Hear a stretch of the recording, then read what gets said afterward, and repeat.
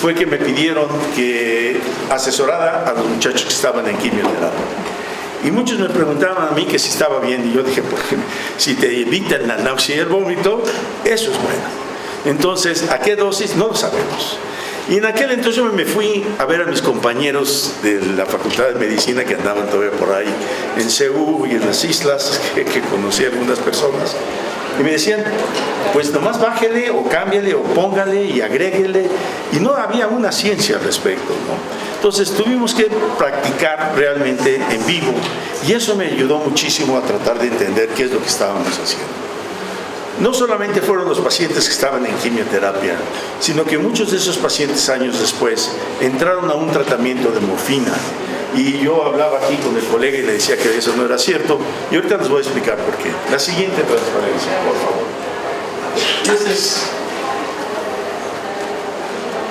Tengo el honor de haber introducido la morfina en México. Y ahora, lucho por cannabis. Y la siguiente sería, ¿por qué no luchar por la medicina alucinógena, que también nos podría ayudar? O sea, tenemos mucho en el futuro que comenzar a ver. En aquel entonces me enfrenté con lo que eran las autoridades de DIGESIS, que hoy en día se llama COFEPRIS, y tengo el honor de presentar a Miguel Gómez. Él fue el director médico de DIGESIS.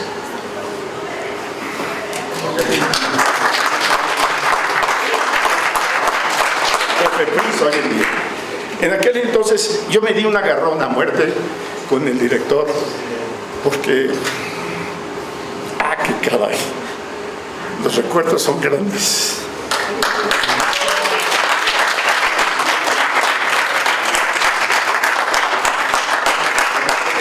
Me acuerdo muy bien que el director me dijo a mí, Mario Lieberman, me dijo, eres un pendejo, ¿qué de qué se trata, Romero?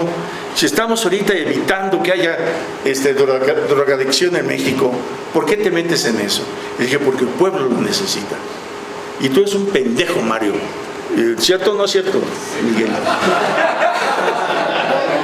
Él fue testigo. Porque Mario Lieberman le dijo a Miguel, tú te encargas de y no lo quiero volver a ver. Y así fue. Entonces nos echamos varios años hasta que introdujimos este kilo de morfina, y fue gracias a que esta persona nos apoyó todo el tiempo. Hoy trabaja en otro lado, pero gracias a él tenemos la morfina en México por parte de las autoridades, que era en aquel entonces, hoy sería COFEPRIS. Bendito Dios que ya cambiaron. La siguiente. Bien, sabemos nosotros que el sistema nervioso necesita de sistemas de neurotransmisión, y es muy importante que la célula sea bien comunicada. Tenemos nosotros de 10.000 a 15.000 sinapsis en una neurona, lo cual hace que entonces tengamos un recurso muy grande de todo lo que es información. Ahora bien, tenemos nosotros a nivel de membrana muchísima coexpresión de receptores y también la liberación de sustancias a nivel sináptico. La siguiente.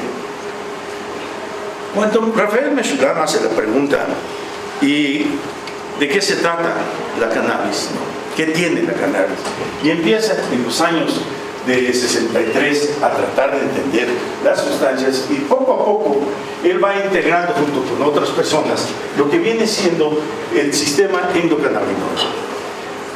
Nosotros no lo conocíamos, y hoy en día, si ustedes se dan cuenta, muchas veces muchos médicos no tienen esta información. Entonces estamos 20 años atrasados, casi 20 años. Y es una tristeza que sigamos oponiéndonos a algo que es natural. Nosotros lo tenemos, y si lo tenemos, ¿por qué rayos no utilizarlo como se debe de utilizar? Esa es la lógica. Entonces, si ya tenemos no solamente la clonación de CB1 y CB2 y entendemos cuáles son los endocannabinoides, también tenemos nosotros que entender cuáles son las patologías en el ser humano que adolecen de este sistema o están a la baja. La siguiente. Están en todos lados. Esto, podemos apagar esta luz, hay manera. Si hay manera nosotros podemos ver, están en la rata en todos lados. Bueno, por ahí está. Y está en el cerebro humano en todos lados. Está en toditito el cuerpo. Yo me acuerdo que a mí me tocó ir cuando decían CB1, sistema nervioso, CB2 es periférico. Eso no es cierto. También está en el astrocito, en la glía y en el oligodendrocito. ¿Dónde rayos está esto? ¿En la periferia? No, señores, está en la sinapsis. Entonces también estamos viendo que si podemos utilizar el CB2 a ese nivel, podemos regular muchas de las enfermedades de neurodegeneración y la neuroinflamación. Esto es muy importante. Ahora bien, ¿está solamente allí? No, está en todos lados. Entonces es un sistema que aparece y desaparece en su liberación de los endocannabinoides. La siguiente. Entonces, ¿qué es el sistema endocannabinoide?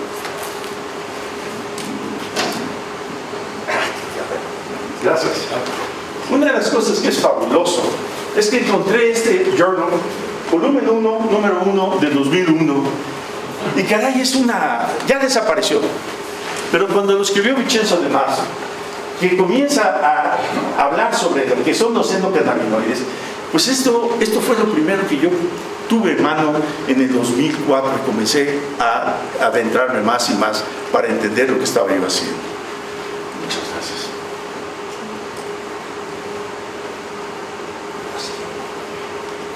Ahora bien, nos vamos a los receptores. ¿Cuántos receptores el sistema endocannabinoide hay? O sea, hablamos todo el tiempo de CB1, CB2, CB1, CB2. Eso no es cierto. Tenemos nosotros todos los TRIP-B sobre todo, que son un chorro y están en todos lados, piel y en cerebro. O sea, tenemos que comenzar a usar también a los TRIP, que son importantísimos. La siguiente, por favor. Y tenemos también todos los receptores acoplados a la proteína G. Y es muy interesante que en la familia 1 encontramos que los cannabinoides están en la misma familia con los opioides y los adenosínicos. Como bien decía mi colega, una tacita de café en la mañana es delicioso. Pero hoy en día vamos a entender muchísimo mejor cómo es que un receptor acoplado a proteína G de tipo cannabinoide puede estar unido a un receptor opioide, a una adenosina o a otro receptor. Y la combinación entre ellos hace que la información que se lleva a cabo a nivel membranero intracelular se modifique de acuerdo a lo que está sucediendo o el neurotransmisor que esté principalmente actuando en esos receptores. La siguiente. Entonces, yo estoy metido en dolor desde hace muchos años, 1981 en cancerología. Entonces, estamos viendo nosotros que los receptores polimodales son los TRIP. Y una de las áreas más importantes son los TRIP-B. TRIP-B tiene que ver con temperatura, con sustancias, pero también tiene que ver con los aspectos mecanorreceptores. Entonces, estamos viendo que es un receptor polimodal y es maravilloso. Tenemos que comenzar a utilizar todos estos recursos que nos dio la naturaleza. La siguiente. Y si vemos, vamos a decir una célula, y vemos todo esto, ¡wow! Es maravilloso. Tenemos los TRIP-B, todos los TRIP y todos los acoplados a proteína C, todo lo que sucede a este nivel. Bueno, es fantástico lo que nos dio la naturaleza. ¿Por qué no utilizarlo adecuadamente? ¿Por qué esperar? Perdón que diga yo algo, a veces se me sale. Tengo Gilles de la Tourette, no sé. Pinches políticos. La verdad que estamos en manos de ineptos que son mal aconsejados. Les voy a dar una historia. En 2015 me tocó ir al Congreso Internacional de Cannabis Médica en Italia. Fue el día 15 cuando salí de aquí y el 16 sale en el periódico que se permite que entonces los cannabidioles puedan entrar al país y Mercedes Juan dice que no hay suficiente información científica al respecto. Me llama el presidente de la asociación, que es amigo mío, y me dice, oye Juan, ¿en manos de quién está tu secretario de salud? Chin. Mira, ve lo que dice, que no hay suficiente información científica. Y nos sentamos un ratito, nos metimos a PubMed y bajamos 30,000 artículos junto con otras personas. A ver, Mercedes Juan, ¿qué te pasó? ¿Quiénes son tus asesores? Narro estaba ahí por medio. Bueno, no tengo adherencias políticas, pero sí disgustos. Y entonces una de las cosas que dice uno, ¿cómo? Son personas y personalidades que están involucrados con grandes científicos mexicanos. ¿Cómo? ¿Quién les informó al respecto? La siguiente. Entonces, cuando hablamos nosotros, la siguiente, por favor. Cuando hablamos nosotros de la neuroplasticidad, muy bien. Entonces comenzamos a ver cuáles son los homodímeros, los heterodímeros y cómo es que ellos interactúan a nivel membranal y qué es lo que están haciendo a nivel intracelular. Entonces tenemos que darnos cuenta que no solamente voy a dar un opioide, sino que también le puedo dar cafeína y a la vez le puedo dar al paciente cannabis. ¿Y qué es lo que voy a lograr? Una mejoría. Yo me acuerdo muy bien que en el 86 un político mexicano va a Houston por cáncer de próstata, tenía una gran cantidad de metástasis óseas y le dieron morfina, que déjenme decirles que él se muere a los 28 días aquí en México de un infarto y la esposa me regala para cancerología el resto de cannabis, que diga, el resto de la morfina, perdón, el resto de la morfina. Y déjenme decirles una cosa, hubo morfina para 6 meses a los pacientes de cancerología. Entonces dicen, ¿cómo? ¿Cómo entró por un político 6 meses de morfina y nosotros estábamos peleando por 1 kilo? Bueno, lo siguiente. Entonces, nos vamos a una sinapsis. Este es algo que he hecho yo con el tiempo y bueno, la tomo de otros autores, ¿no? Y la damos una sinapsis tripartita.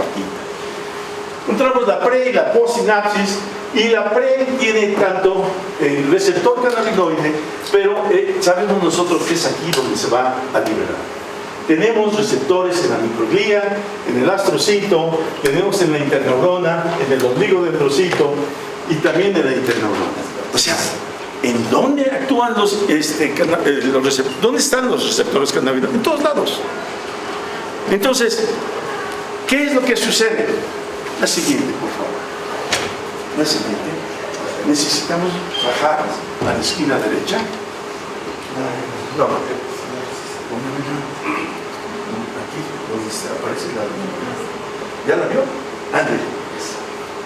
A lo mejor no la han visto ustedes, pero eso me la regaló Vincenzo del Mazo. ¿Ya? ¿Y qué? Hola, otra vez. No,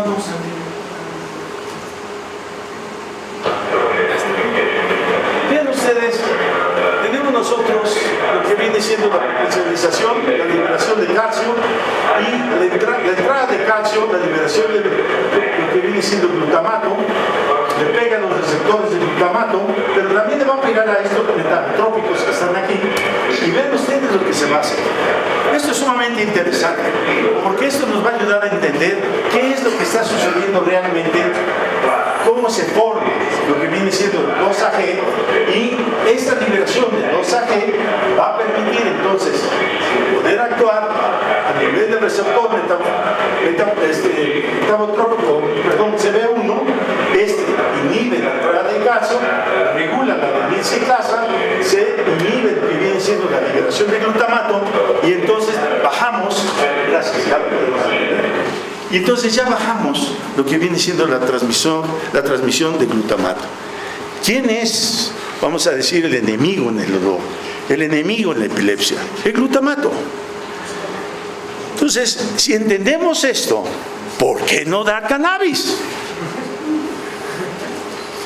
¿O es muy difícil la lógica? No, ¿verdad? Yo creo que esto es sumamente interesante. Esto se sabe desde el 2004. 2015 y México todavía sigue diciendo no tenemos evidencia científica y hasta la fecha nuestros diputados y amados senadores no tienen evidencia. Tenemos que ser más nosotros. Ahora bien, Peter Russo propone desde el 2004 una hipótesis muy interesante.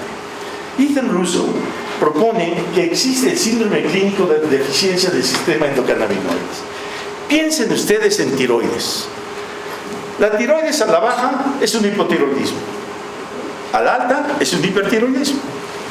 Le damos un sustituto y se regula lo que viene siendo tiroides.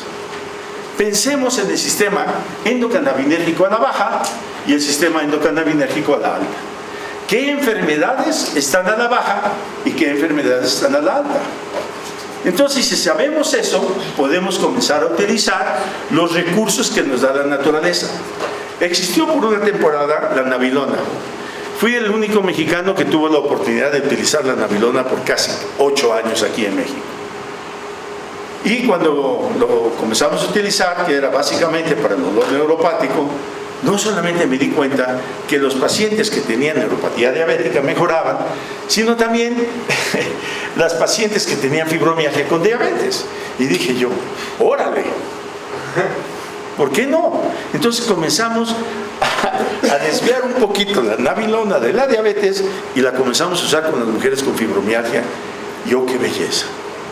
¡Qué belleza de ver cómo las mujeres salían adelante y salían de las garras de la reumatología! Espero que no haya muchos colegas aquí en ese campo, pero es que no era necesario metrotexate, no era necesario muchas de esas otras sustancias.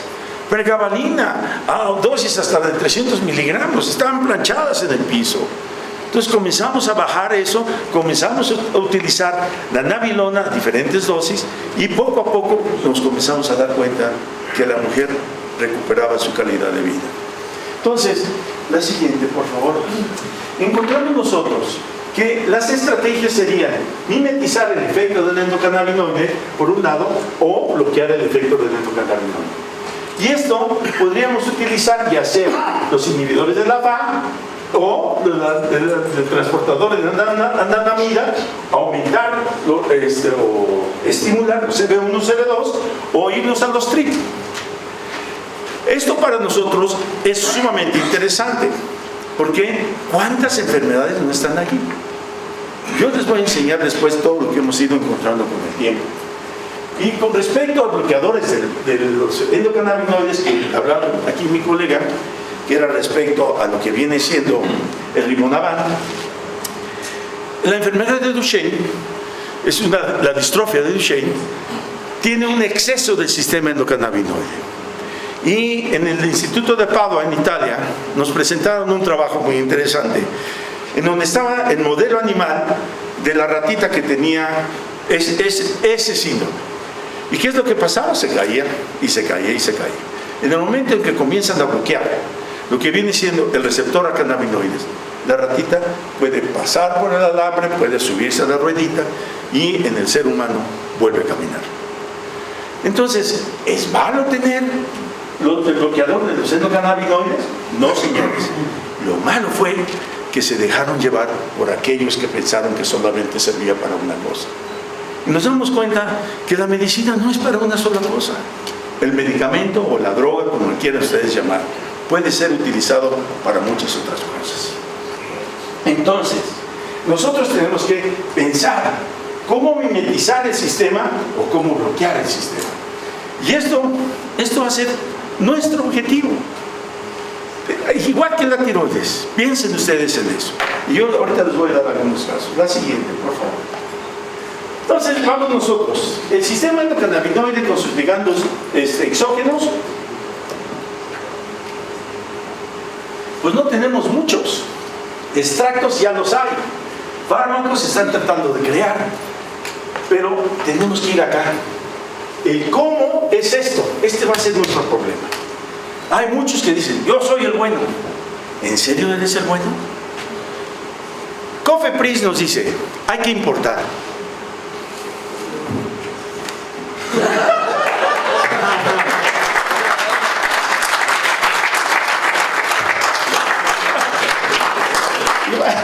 Iba a decir algo, pero no lo voy a decir.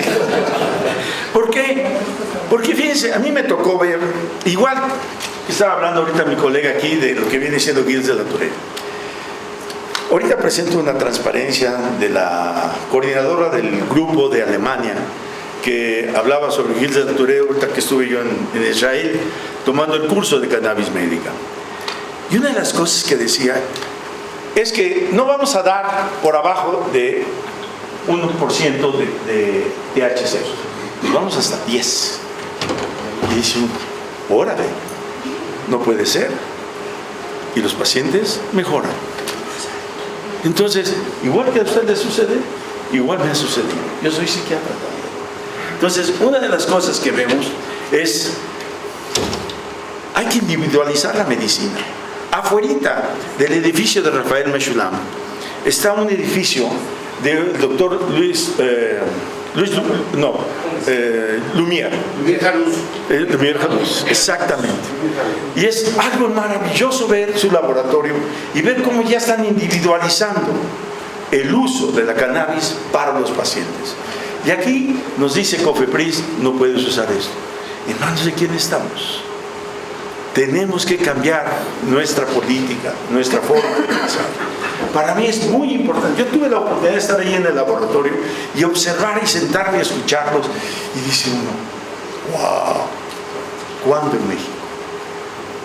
Me he parado en otros auditorios y les he dicho, tenemos las universidades y tenemos a la gente, el cerebro, tenemos los recursos. ¿Por qué no podemos nosotros aquí comenzar a modificar, vamos a decir, no modificar, ¿qué es lo que te he dicho, Felipe? Y ahorita me acuerdo, ese es Alzheimer. No, tenemos que tratar de no administrar, sino regular lo que sale de cada planta y comenzar a estandarizar. Es lo que estaba yo buscando, la palabra estandarizar. Tenemos las plantas, tenemos la tierra, tenemos el aire para tener las mejores plantas del mundo. ¿Por qué carajos tratar de importar? ¿Por qué no utilizamos lo que es nuestro y recurrir a nuestras universidades y comenzar a decirles a las facultades y a los rectores, señores, si ustedes tienen las columnas, comiencen perfectamente ustedes a saber, a decirnos qué es lo que hay y comenzamos a utilizar lo nuestro? Tengo unos par de colegas que están aquí. Gustan levantarse, por favor, mis amigos.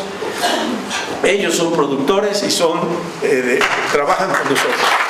Yo tengo el honor de trabajar con ellos. Gracias, gracias, Marisol. Y ahorita les voy a enseñar algunas fotos de lo que se ha hecho con sus productos. Eso es algo extraordinario si nosotros tuviésemos los recursos. Ellos están recurriendo con un colega nuestro que tiene su doctorado y postdoctorado en todo lo que es cannabis médica en Berna, Suiza. Entonces no estamos trabajando ciegos. Estamos buscando realmente a las universidades, como el colega que está aquí. Perdón, tu nombre, por favor, ¿me dices? Eric Escatil. ¿Y en qué trabajas, Di? Hola, buenos días a todos. Mi nombre es Eric Escatil, trabajo en la Iztacala, las superiores de Iztacala, y estudio principalmente procesos neuroquímicos vinculados al control del comportamiento alimentario y cómo el sistema de los endocannabinoides regula. Muchas gracias. Soy psicólogo formado en el área de neurociencias y particularmente en neuroquímica. Gracias, muchas gracias. Entonces, no somos pocos, somos muchos, pero tenemos que juntarnos. Y eso es algo que tenemos que hacer poco a poco. Y esto es muy bueno. Ahora bien, esto es lo que Rafael mencionaba. Aquí abajo hay otra flechita. Si le pueden poner picar, por favor, se los voy a agradecer. Pero me encantó cómo nos recibieron Rafael mencionaba, recibiendo. So I'm looking forward to all the lectures that will be given, and I'm sure that all of us will learn a lot. And again, I'm delighted to see so many of you be interested in cannabis and applications. Welcome.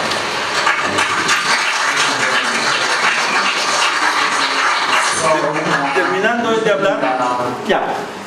de hablar, a mí me dieron el honor de entregarle un pequeño reconocimiento por su trabajo a nivel mundial. Bueno, no de atrás, por favor. Vean qué bonito es. Unámonos a la revolución de la cannabis. Veamos todo lo que nos ofrece. Ahorita van a ver ustedes la cantidad de sustancias. Ahora sí, la siguiente. Roger Pertwee, que es un hombre brillantísimo, jefe del laboratorio de Aberdeen en farmacología, es la siguiente. Nos muestra qué tiene el cannabidiol. Y así como dijo un egresado, no digo de dónde, pero dice, no, es que es una panacea. Pues el CBD es un antibactericida, inhibe el crecimiento tumoral, es un neuroprotector, reduce los ataques convulsivos, promueve el desarrollo óseo, etcétera, etcétera, etcétera. Y es un vaso relajante. Todo esto lo sabemos utilizar. ¿Por qué no? ¿Por qué nuestras escuelas de medicina, las escuelas de farmacología, por qué no se han metido a estos sistemas? O si se han metido, ¿por qué no hacemos más ruido? La siguiente. ¿Qué tienen en común todas estas patologías? Lo hice en 2010. Ya estaba yo muy metido en todo esto. Y entonces, vemos nosotros todo lo que usted ha hablado y todo lo que Ramón Porras ha hablado. No, están en todo esto. La siguiente. ¿Qué tienen? La desregulación del sistema endocannabinoide. Entonces, tenemos un campo muy fértil en la salud. Debemos de unirnos, no pelearnos. Debemos de juntar fuerzas. Debemos de juntar recursos para tratar de hacer esto. La siguiente. Vean, tenemos los receptores. Estos son supuestamente los que hay, ¿no? La siguiente. Y vean los receptores a cannabis, son un chorro y 2 montones. Entonces, wow, cada vez hay más. Parece ser que sí. La siguiente. Encontramos nosotros, yo me acuerdo muy bien, que desde hace más de 14 años vengo diciendo, los niños que tienen reflujo, deberíamos de estarles dando un poquito de cannabis. No, hombre, me han mentado la madre. Y digo yo, ¿por qué no? Si puedo yo retener el antirreflujo, ¿qué hago con estos niños? Que mejoren, que duerman y que los padres sean normales. ¿O no? Porque la verdad que les vale la patada. Uno como psiquiatra que los ve dice, híjole, yo soy psiquiatra también, soy psiquiatra de adultos y soy psiquiatra. Y la otra cosa que voy a de una vez a decir, tengo el honor de haber fundado la psico-oncología en México para los pacientes con cáncer. Entonces me estoy metido en todos los ajos. Bien, tenemos mucho que usar. Yo me acuerdo con páncreas, en 1998 tuve el honor de estar en el primer congreso de dolor neuropático en Rochester, Nueva York. Y estaba yo con Randall Meltzer hablando sobre lo que estaba yo haciendo aquí en México con respecto al manejo del dolor neuropático, cómo lo trataba. Y me invitó en su mesa de honor a sentarme con él y estuvimos platicando.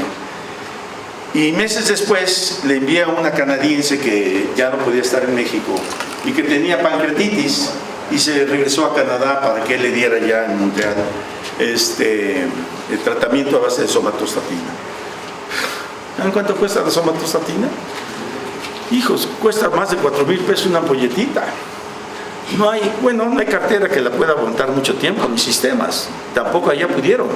Y me la regresaron a México y que le meto otra vez cannabis y la señora mejoró. Regresa y le dice a Ronald Mesak que el doctor Romero me está recomendando cannabis. Desde ese momento fui borrado de la lista. Bueno, 1998. Y entonces yo veía los beneficios que había en esto. Y en la JASP, cuando fui al Congreso de Austria de dolor y hablaba yo sobre cannabis, así como el hereje número 1, pero es que ya tenía yo la experiencia de 16 años con pacientes. La siguiente, con respecto a lo que viene siendo el papel fisiológico y conductual de los diferentes sistemas de neurotransmisión, esto lo he ido haciendo poco a poco, lo he ido robando de otros lados, pero yo ahí metí todo lo que es los endocannabinoides, que a mí me llamó mucho la atención porque comencé a ver cosas que pasaban con los pacientes.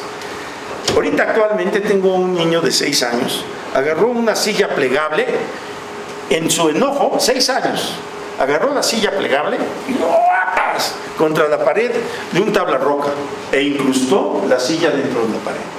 Y dice uno, Hulk. La escuela lo corrió al niño inmediatamente.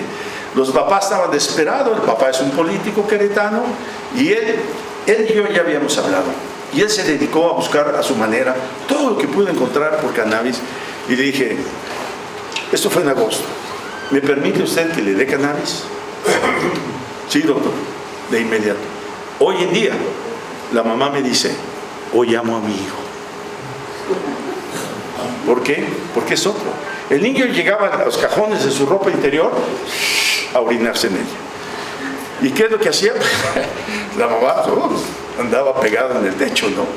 Y el niño, tristemente nadie lo comprendía. Lo corrían de una escuela, lo corrían de otra escuela, no tenía amiguitos, la hermana no lo quería, los vecinos lo odiaban. ¿Y ahora quién es? Dicen, ¿este es tu hijo? ¿Qué hiciste? Hicimos algo. Usamos un poco de tegretol combinado con un poquito con epival, con valproato. Eso reguló, por un lado, calcio, sodio, un poquito entramos en el GABA, pero cuando agregamos cannabis, la vida es otra. Entonces, ¿por qué no comenzar a utilizar los recursos que nos dan? La siguiente. Juego con esto. Tenemos todos los elementos de facilitación de neurotransmisión y tenemos todos los elementos de inhibición y cannabis, cannabinoides y todos los receptores. Son muchos. Tenemos un potencial enorme. La siguiente. Hoy en día, ya esto está muy repasado, pero tenemos 545 compuestos dentro de la marihuana. 104 son cannabinoides y 441 no son. Trabajamos solamente con 6 a 8. Y los otros 90 y tantos tenemos que trabajarlos. Tenemos que entender cómo trabajar. Ahora, ¿qué es lo que ha pasado? Se han dedicado a extraer de la planta y decir, solamente THC, solamente CBD, solamente CBD. Y dice uno, no, eso no puede ser. En 2013, me acuerdo muy bien que Meshulam nos decía en Irlanda, comiencen a trabajar con el efecto séquito, planta completa. Hablamos del full spectrum. Y esto es muy cierto. ¿Por qué? Porque entre sí todo se regula. ¿Qué hace? Es que la planta trabaja en eso. Yo al inicio, en cancerología, les daba yo a los pacientes lo que era, pues sí, fúmalo. Pero ya después alguien me dio la idea de hacer té. Y dije, ¿por qué no té? Entonces dicen, yo soy Romero el marihuana. ¿Por qué? Sí, porque tómate tu té de marihuana, tómate tu té de marihuana. Y me decían, no, mejor es leche, mejor es mantequilla. Y dije, no hay nada como hervir la marihuana. No se hierve. Pongan a hervir, le ponen su florecita, le ponen sus hojitas, lo dejan sentar, se lo toman. Yo lo tomo todas las noches para dormir. Yo nomás duermo 3 horas. Si yo no tomo mi té, pues yo sería hombre del agua. Con té ya duermo 6 horas. Entonces, esto es muy interesante. Esto me lo enseñaron mis pacientes. Entonces yo tengo una frase, a mí me encanta. Yo he dejado que mis maestros sean mis pacientes. Es la mejor universidad. Bien. El grupo GH nos dice una cosa muy interesante. Hemos encontrado 18 endocannabinoides y 32 fitocannabinoides y 42 receptores. Si los multiplicamos, tenemos 1000 diferentes soluciones. ¿Cuántas estamos utilizando? ¿Cuántas? La siguiente. Entonces, regreso a lo mismo. El sistema endocannabinérgico en hipofunción o hiperfunción, tenemos que investigar estas. Esto no los hemos investigado. De estas sí ya conocemos muchísimo, pero nos hace falta conocer el otro lado. Y no lo sabemos todavía. La siguiente. Entonces, esto fue con niños, con respecto a niños. La actividad anticonvulsivante. Yo les puedo decir algo. No les quiten el error que han hecho muchos médicos de quitarles los otros anticonvulsivantes y darles nada más cannabinoides. No funciona. No es suficiente la regulación solamente de glutamato. Tenemos que pegarle también al sodio, al calcio. Tenemos que pegarle también a los canales de potasio. ¿Por qué? Porque una crisis como la que viene siendo, lo que tienen muchos de estos niños son entre 40 y 100 convulsiones por día. Híjole, hay que pegarle lo que se pueda. Entonces a mí me ha tocado con algunos niños que ya han tenido inclusive microporectomías de cuerpo calloso y siguen convulsionando 40 veces y dice uno, no puede ser.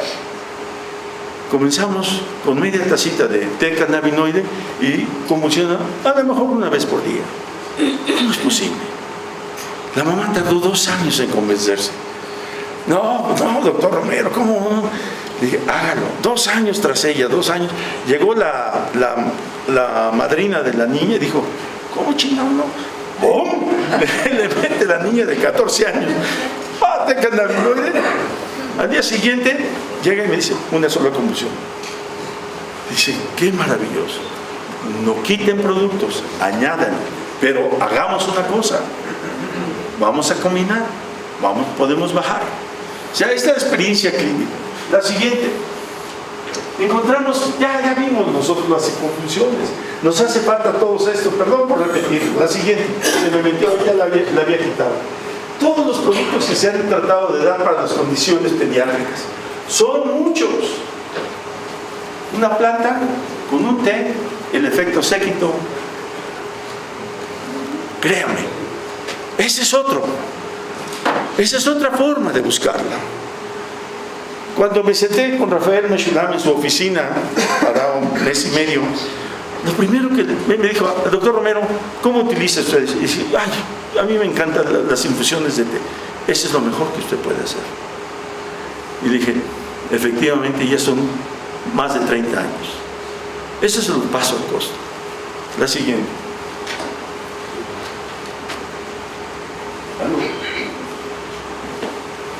Bien, estoy en ese caso. Tenemos 75 niños hasta 18 años con extracto de cannabis para tratar su epilepsia. ¿Qué es lo que me interesa a mí aquí en esto? Es el cambio en el estado de alerta, en la conducta, en el lenguaje y en las habilidades motoras. Entonces, como psiquiatra, yo me dedico a ver lo que vienen siendo los trastornos trastornos de integración sensorial o las funciones ejecutivas. Las funciones ejecutivas son importantísimas para la vida social, para el aprendizaje. Y cuando comencé a ver eso, dije yo, vamos a comenzar a utilizarlo en estos niños que tienen esto. No, hombre, me he echado una guerra con los psicólogos y con las escuelas, con los papás y las mamás, pero lo más difícil es el hombre. Es más fácil convencer a la mujer que al hombre con respecto al uso de cannabis. Pero déjenme decirle, una vez que lo toman, el aprendizaje es otro, la conducta es otro, la integración sensorial es otro. ¿Qué es lo que pasó? Hipofunción. La siguiente. ¿Cuáles son los reportes? Existe la disminución de la frecuencia. Niños que suspendieron el tratamiento. ¿Qué pasó con ellos? Todos mejoraron el estado de ánimo, en el sueño y en el estado de alerta. Entonces, hijo, nos hace más cosas que solamente los anticonvulsivantes. Vamos para la siguiente. Este es un caso con mis colegas. Tengo el honor, en julio 18, de conocer a esta niña, que empezó en marzo, si no me equivoco, a tomar las gotas que ellos le preparan. La siguiente. Vean ustedes, este es el tumor cerebral, glioblastoma multiforme, al inicio, y esto fue para julio, o agosto, si no me equivoco, agosto. ¿No es esto maravilloso? Hijo, se dice uno, ¿cuánto fue la mejoría? ¿El 60%? Más, fíjense nada más. 70% en 3 meses de reducción. ¿Cuánto? 70%. 70%. ¿Qué estamos haciendo en pediatría? Por favor. Yo no sé quiénes son pediatras aquí. ¿Hay alguien? Si no, por favor, acérquenles y háblenle el oído. Sí, comencemos a ayudar a nuestros niños. A lo mejor no podemos curarlos a todos. Esta niña tuvo una recaída, pero no fue por eso, fue por otro motivo. Y siguen ahorita con las gotas todavía. Todavía siguen. La siguiente. Ahora vean este paciente que me llegó a cancerología. Yo estoy en cuidados paliativos. Esto es un melanoma. Yo acababa de regresar de Italia, de ver el trabajo de Vincenzo de Marzo y de otro colega, no me acuerdo, Macarroni, con respecto a lo que es el melanoma y cannabis. Y esta muchacha venía con su cubrebocas y hasta ahí estaba bien. El momento en que se quita el cubrebocas, no fue eso, fue el mal olor. La podredumbre que tenía esta mujer en la boca era espantoso. Todos nos quedamos así, y la enfermera, otros médicos, estudiantes, a cubrirse la boca. Era tremendo. A mí hasta me dio vergüenza y dije, discúlpame, y saqué y pues eché un poquito de aire, porque era imposible esto. Vean ustedes, yo le dije a ella, por favor, ¿puedes conseguir cannabis? No.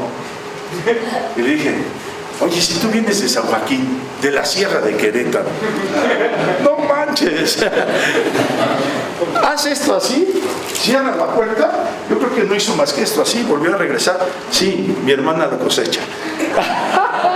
Le dije, no, que no. Le dije, pues allá en la sierra de eso viven. Entonces le dije, consíguete. ¿Conoces la índica? Sí. ¿Conoces la sátiva? Sí. Búscate la índica, la colita de borrego, me haces un té y te lo comienzas a tomar. No, la anterior, por favor. Gracias. Esto fue a los 21 días. La siguiente. Esta es a los 45 días. Y me van a disculpar que diga lo siguiente. Me fui de viaje, regresé, llega la paciente y me dice, es que el doctor de mi comunidad me dijo que me volvía adicta y que la dejara. La dejó y volvió a crecer. Pinche médico. Me da coraje que sea un médico general el que, por su ignorancia, porque las universidades no les enseñan lo que deben enseñarles, van y predican lo que no deben de predicar y se meten y hacen pendejada y media. Disculpen, esta señora ya murió. ¿Y qué pasó? Regresó con una furia. En 8 días era la boca, rompió lo que viene siendo la articulación temporomandibular y se murió, ahogada. ¿Cómo es posible? La siguiente. Esta es una investigación de mis colegas en Arizona, unos amigos mexicanos que estaban allá con el grupo de Arizona. ¿Qué les pasa a las ratitas en su fémur cuando les meten células tumorales y usan diferentes vehículos para ver qué es lo que sucede? Cuando es solamente el vehículo, la fractura del hueso se lleva a cabo. Pero cuando les inyectan un agonista cannabinoide, no hay crecimiento. Entonces, ¿no es esto maravilloso? Por eso todos mis pacientes con cáncer de cuidados paliativos, té de cannabis. ¿Por qué? Porque es una forma de ayudar a que el cuerpo mismo, a nivel óseo, tal como decía Roger Pertwee, nos sirve para lo que viene siendo la formación del hueso.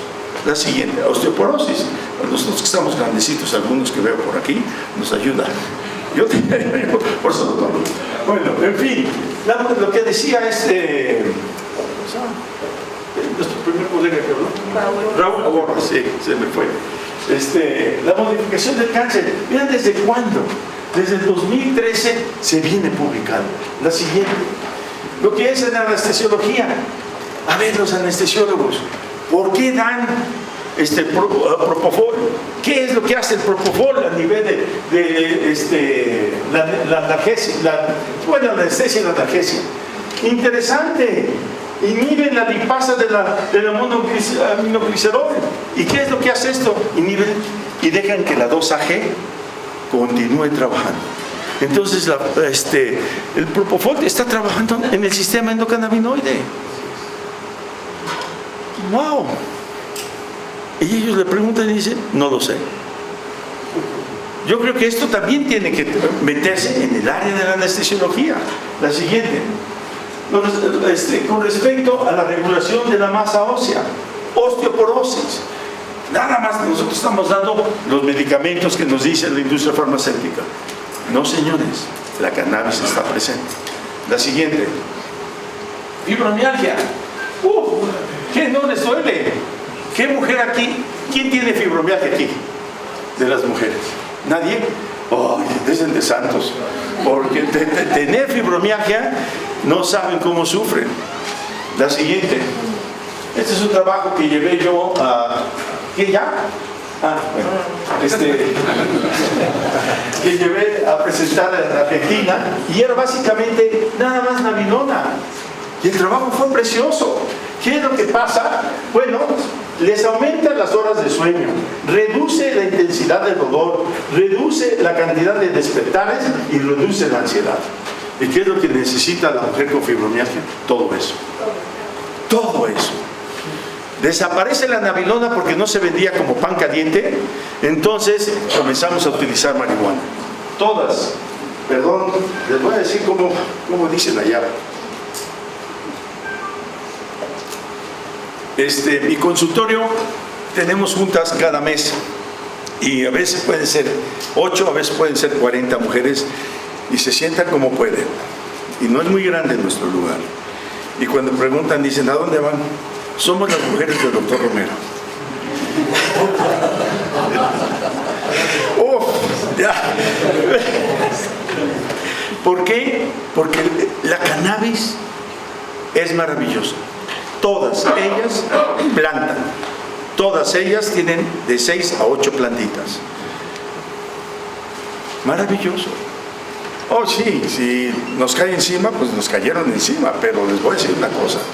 Creo que no se van a rendir fácilmente. Son capaces de pelear hasta la muerte. ¿Por qué? Porque hoy en día tienen calidad de vida. La siguiente. Si todo esto se conoce, ¿por qué hubo tanta tardanza en liberar lo liberable y promoverlo en el campo de la salud? Esta es una pregunta que tenemos que hacer. ¿Por qué si está liberado tenemos que depender de una regulación extranjera? ¿Por qué no podemos hacer lo nuestro? Hagamos lo nuestro. Tenemos esta gran universidad, tenemos el Cinvestav, tenemos universidades en cada estado. ¿Por qué no fomentar y juntarse los rectores y comenzar a sacar dinero para comenzar a conocer lo que tenemos? El miedo legal les impide hacer estas cosas. La siguiente. Comentarios. Ya me voy. La siguiente. ¿Cuál es el papel de los terpenoides y flavonoides que decía mi colega?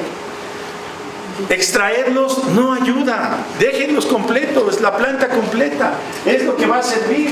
Tenemos un banco de posibles efectos, fármacos cinéticos, la posibilidad de biodisponibilidad es diferente en cada individuo. Ese es el rango de la medicina todavía. La medicina cannabinérgica es muy importante. Chistosamente estamos trabajando en diferentes fronteras, pero tenemos que unirnos. Y yo de eso estoy muy de acuerdo. Y sobre todo aquí mis colegas que están trabajando en el área de la producción, que están luchando y están buscando diferentes áreas, diferentes científicos que nos ayuden. La siguiente. Fíjense nada más, existen 30.000 artículos científicos en el área de fisiología, patología, neuroquímica, farmacología, modelo animal y humanos. ¿Por qué no buscar? En mi computadora, en esa, tengo más de 11.000 artículos.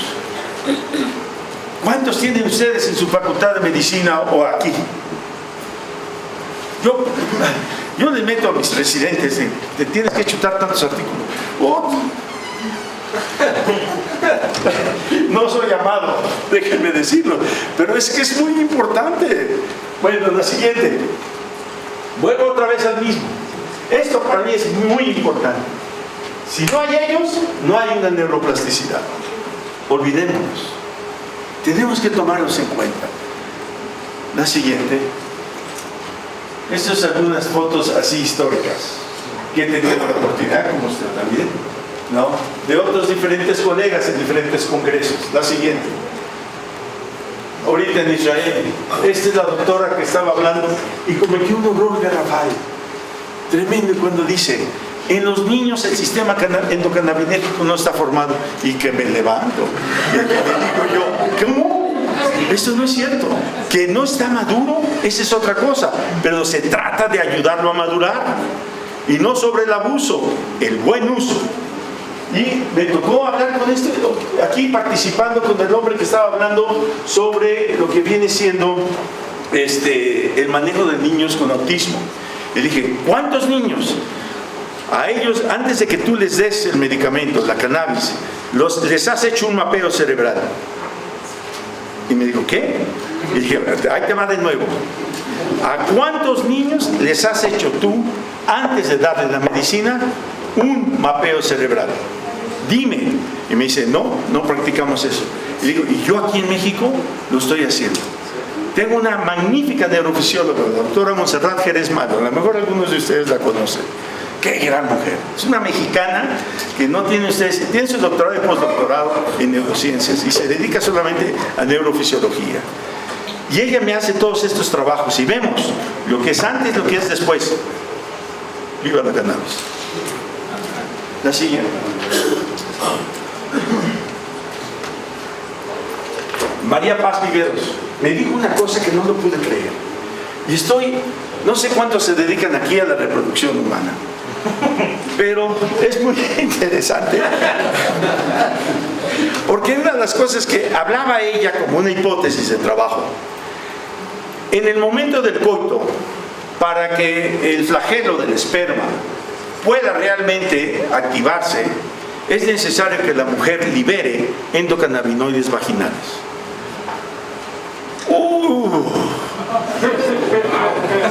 Entonces nos ponemos a pensar, ¿qué tal si la mujer en ese momento no está liberando los endocannabinoides? Pues no hay fertilización, no hay nada. Entonces, el uso de los cannabinoides momentos antes podría ser una forma de aumentar el sistema. No es mala la idea. Los que se dedican a gineco y reproducción, ¿cuántos son? Hay que ser más. Por favor, se los recomiendo en pareja. Y la no pareja. La siguiente. Bien, con eso termino. Un honor estar con ustedes.